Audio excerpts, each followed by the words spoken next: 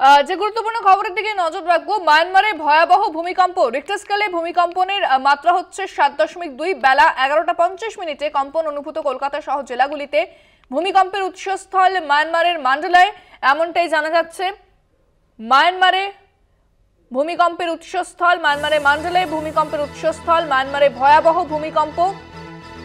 Richter স্কেলে কম্পনের মাত্রা 7.2 কম্পন অনুভূত কলকাতা সহ জেলাগুলিতে।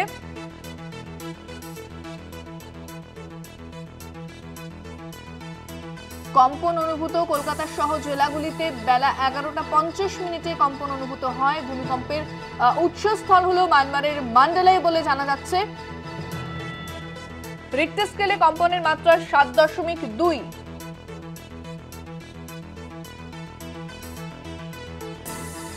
কলকাতা সহ জেলাতে কম্পন অনুভূত। ভূমিকম্পের উৎসস্থল মায়ানমারের মান্ডলায়। বেলা 11:50 কম্পন অনুভূত হয় কলকাতা সহ জেলাগুলিতে।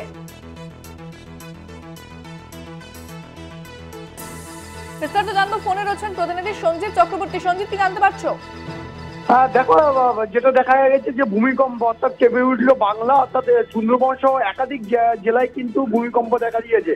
অর্থাৎ আজকে যখন সকালে 11:50 নাগাদ উত্তর 24 পরগনার যে বিভিন্ন সীমান্ত থেকে সুন্দরবন যে একাধিক জায়গা রয়েছে, সেই জায়গায় জলস্তর, একদিকে নদীর জল নড়তে শুরু করে এবং পাশাপাশি পুকুরের জল কিন্তু কম্পন শুরু হয়।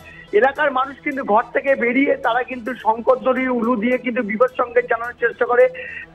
এই কিন্তু কয়েক সেকেন্ডে ভূমিকম্পে কিন্তু রীতিমতো কিন্তু আতঙ্কিত হয়ে যে যার মতো ঘর থেকে বেরোতে শুরু করে।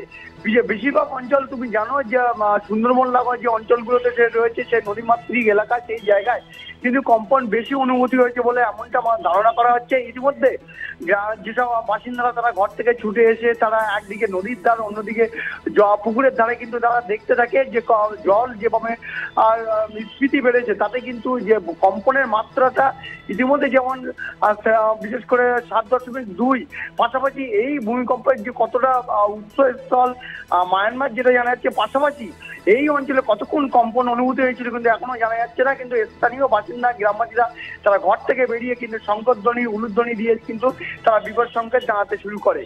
ইন্দ্রাণী, ধন্যবাদ সঞ্জিত। কথা বললাম প্রতিনিধি সঞ্জিত চক্রবর্তীর সঙ্গে।